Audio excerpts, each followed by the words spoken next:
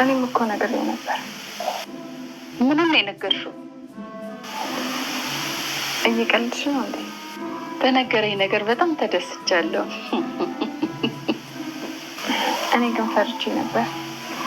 ሰው ቤት ስንሰራ ሰው እንዴት እንደሚያስበን ግራ ነው የሚገባኝ። በዚህ ሰዓት እንዳንቺ የማከብረው ሰው የለም። ሰው ቤት ስትሰሪ እዛ ቤት ያለውን ሰው በሙሉ ነው የምታሳርፊው። ስለዚህ አንቺ ክብር ነው የሚገባሽ። ሰው እኮ እንደዚህ ያስበው። እንደ ሰው ቤት ሰራተኛ የማከብረው ሰው የለም። ስራውንም አከብረዋለሁ። ኧረ ሞገሽኝ ትወጤ። ክፍያውም አይመጥናችሁም፣ የምንሰጣችሁ ክብርም አይመጥናችሁም። ንገረኝ። አከበድሽ እኮ በጣም ስራችን እኮ ነው። የምሬን ነው። ውጪ ሰርተን ደክመን ስንገባ የአማረ ቤት የሚጠብቀን እናንተ ስላላችሁ፣ ልጆቻችንን ጣል አድርገን የምንሄደው እናንተ ስላላችሁ፣ የአማረ ምግብ በልተን ቡናችንን ጠጥተን ዘና ብለን የምንኖረው እናንተ ስላላችሁ ነው።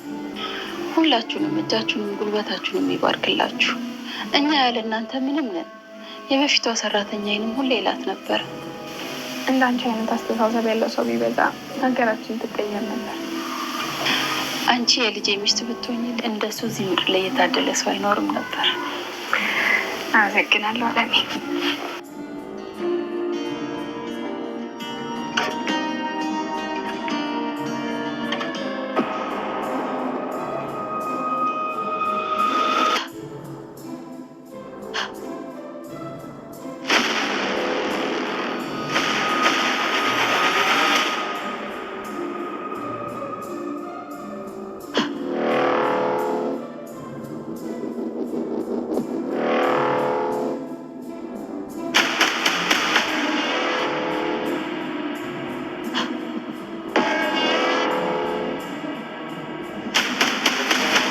አባባ ለናቲ የሚያስፈልገውን ነገር አሁን ላይ በእጁ ሰጥቶታል ማለት ነው። ምክንያቱም እንግዲህ አቶ ገዛኝ እኔ አሸንፊያቸዋለሁ፣ ችግር የለውም ከሶኝ ነበር፣ ማስረጃ በሙሉ ለፖሊስ ሰጥቷቸው ነበረ።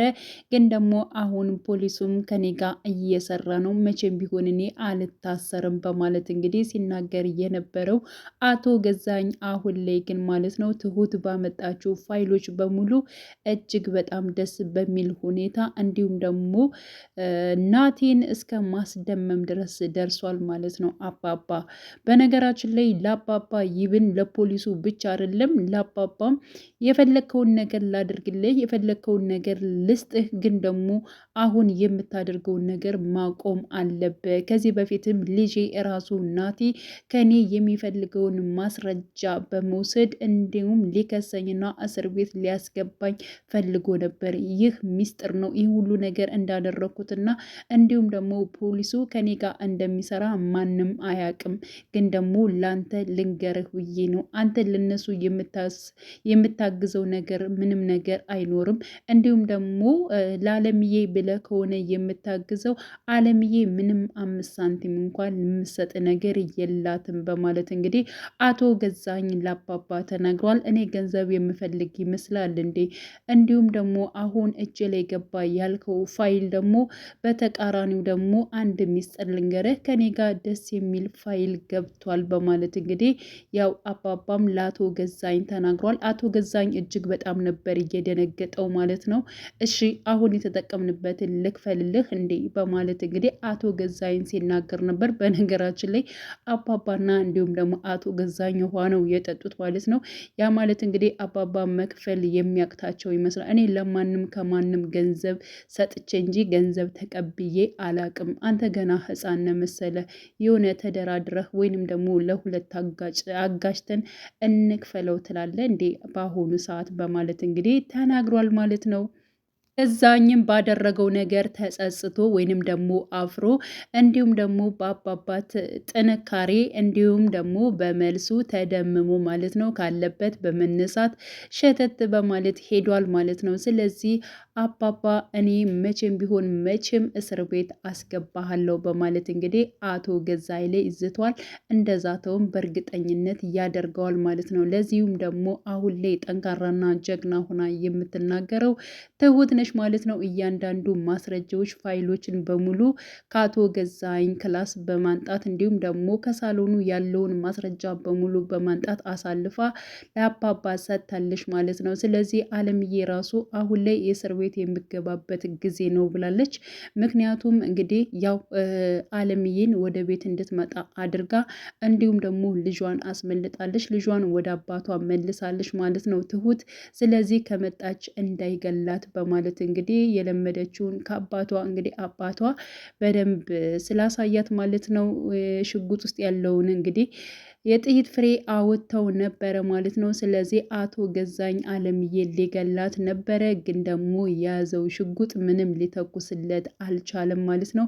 በዚያ ምክንያት እንግዲህ አቶ ገዛኸኝ እጅግ በጣም ነበር የተበሳጨው የተናደደው። ማን ነው ይህን ነገር ያደረገው በማለት እንግዲህ ትሁት ከሆነች እውነት እገላታለሁኝ በማለት እንግዲህ ለቤቲ ሲናገር ነበር። በእርግጠኝነት እሷ ልትሆን ትችላለች በማለት እንግዲህ ጠርጥሯል።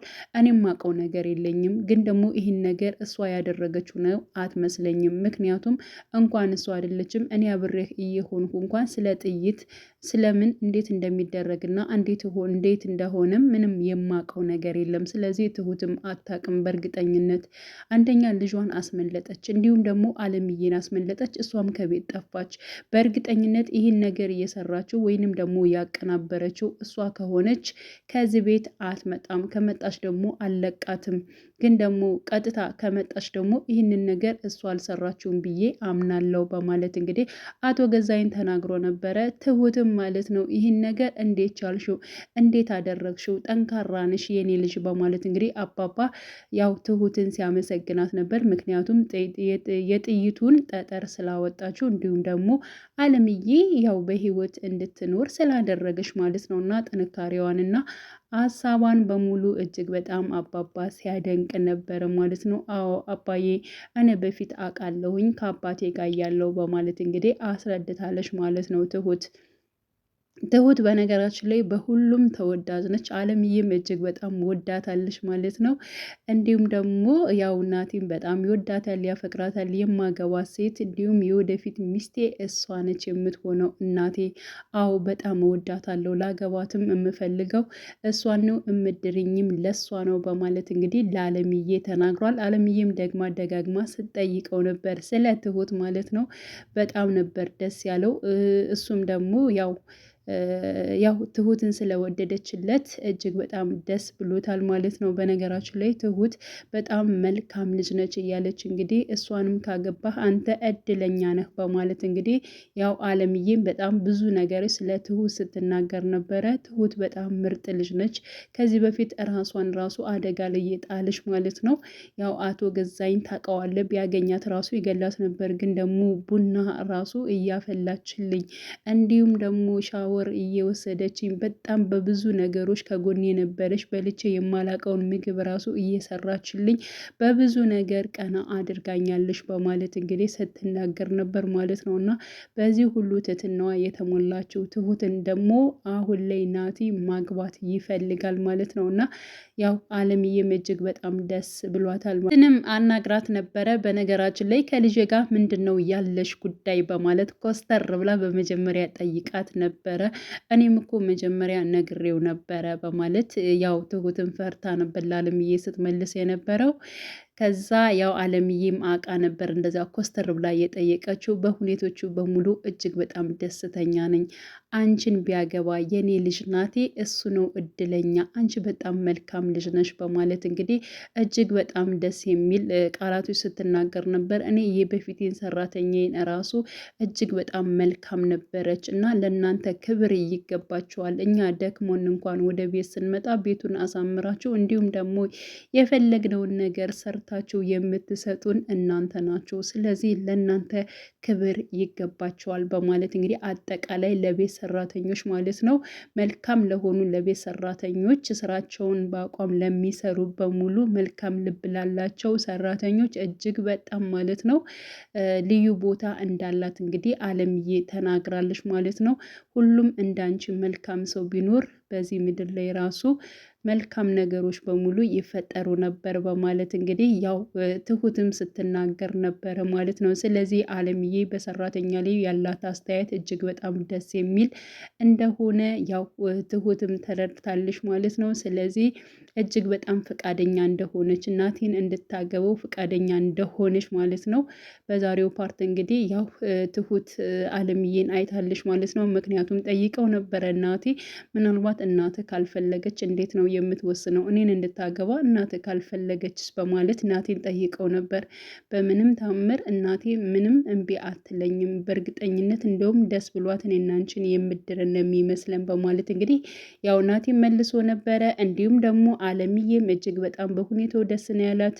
ያው ትሁትም ልጅ ቢኖራትም ባንዴ እኮ የልጅ አያት አድርገኸኛል፣ የልጅ ልጅ እንዳይበቃ ማለት የትሁትን ልጅ እንደ ልጁ አድርጎ ለመቀበል እንግዲህ እናቴ እጅግ በጣም ጎበዝና ጠንካራ ልጅ ነው። ሲቀጥል ደግሞ ትሁትን ከነ ልጇ ለማስደሰት ነው ቁሞ የተነሰው ማለት ነው። ስለዚህ ነገሮቹን አስተካክሎ አባቱንም መሰጠት ያለበትን ቅጣት አስቀጥቶ እንዲሁም ደግሞ የእናቱን ንብረት ከቻለ አስመልሶ ማለት ነው ከትሁት ጋር ህይወትን መቀጠል ነው የሚፈልገው። እንዲሁም ደግሞ አባባም ከዚህ ቤት ወጥተን ሌላ ቤት እንሄዳለን በማለት ለአለምዬ ተናግሯል። እንዴ ሀብታም ነህ እንዴ አንተ? በማለት እንግዲህ ጠይቀው ነበረ።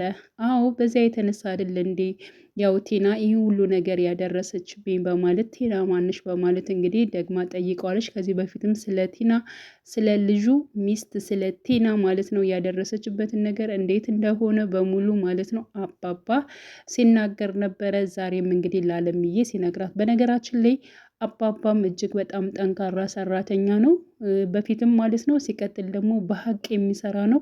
አለምዬም እጅግ በጣም ጠንካራ ሰራተኛ ነች። ያው ለቤቷ ለሁሉ ነገሯ ማለት ነው ጠንካራ ሰራተኛ ነች። ቤተሰቦቿን እንግዲህ ለቤቷ በጣም ጠንካራ ነበረች እና በነገራችን ላይ ሁለታቸው አንድ ላይ ቢሆኑ ብዬ ተመኘሁ። አባባና እንዲሁም ደግሞ አለምዬ ማለት ነው። ሁለት ጠንካሮች አንድ ላይ ሲሆኑ እጅግ በጣም ነው ደስ የሚለው። እንግዲህ አቶ ገዛኝ ለምንድን ነው ወንድነቴን የምትፈታተነኝ? የኔን ቦታ ወሰደችብኝ ብሎ ራሱ ሰነፍ ስለሆነ እንግዲህ እሷ ለምን እኔ አንድ ድርጅት ስከፍት እሷ 3-4 ድርጅት ለምን ትከፍታለች ለምን ትሰራለች በሚለው ማለት ነው። በዚያ ተመቀኝቶ ነው እንግዲህ አለምዬን እንዳልሆነ ያደረጋት ማለት ነው። እንዲሁም ደግሞ ከአንድ ክላስ አስገብቶ 2 ዓመት ከምናምን ሊቀጣት የቻለው ማለት ነው። እና አሁን ላይ እንግዲህ የአቶ ገዛኝ ነገር እያለቀለት ነው። ቤትም ከዚህ ቤት ራሱ እኔ ዝም ብዬ ብወጣ ምንም ነገር አይደለም፣ ዝም ብዬ መውጣት እችላለሁ፣ መታሰር አልችልም ብላለች ማለት ነው። ሲቀጥል ደግሞ ያው እናቴን አናግረዋለች። አለምዬን በአካል ማግኘት እፈልጋለሁ፣ ይቅርታ እንድታደርግልኝ እጠይቃታለሁ። ምክንያቱም ያው ብዙ ነገሮችን አድርጋታለሁ፣ በዛ ተጸጽቻለሁ፣ ስለዚህ ይቅርታ ልጠይቃት እፈልጋለሁ በማለት ናቲም ያው ተናዶባት ነበረ። አንቺ እኮ የእናቴን የሆነ ነገር በሙሉ የወረሽ ነሽ በማለት አዎ አውቃለሁኝ፣ ግን ደግሞ ላደረኩት ነገር አለምዬን በአካል አግኝቼ ይቅርታ መጠየቅ እፈልጋለሁ በማለት እንግዲህ ቤቲ ወስናለች። ስለዚህ ያው ቀጣይ ፓርት ማለት ነው በእርግጠኝነት ቤቲና እንዲሁም ደግሞ አለምዬ ይገናኛሉ። በእርግጠኝነት አለምዬም እውነታ አላት፣ ያው ቤቲን የምትወቅስባት ምክንያት ይኖራታል። ቤቲ ደግሞ እንደዚሁ አለምዬን የምትወቅስበት የራሷ የሆነ ምክንያት ይኖራታል ማለት ነው። እንግዲህ ቀጣዩን ፓርት ሁላችንም አብረን በጉጉት የምንጠብቅ ይሆናል። ውድ የቻናሌ ተከታታዮች ቤተሰቦቼ በያላችሁበት ሰላማችሁ ይብዛልኝ። ለቤቴ አዲስ ሲሆናችሁ የደውል ምልክቱን በመጫን ቤተሰብ የሆኑ ነባር ቤተሰቦችም ስለምታበረታቱኝ አብራችሁኝ ስላላችሁ እጅግ በጣም አመሰግናለሁ። መልካም ጊዜ ተመኘውላችሁ።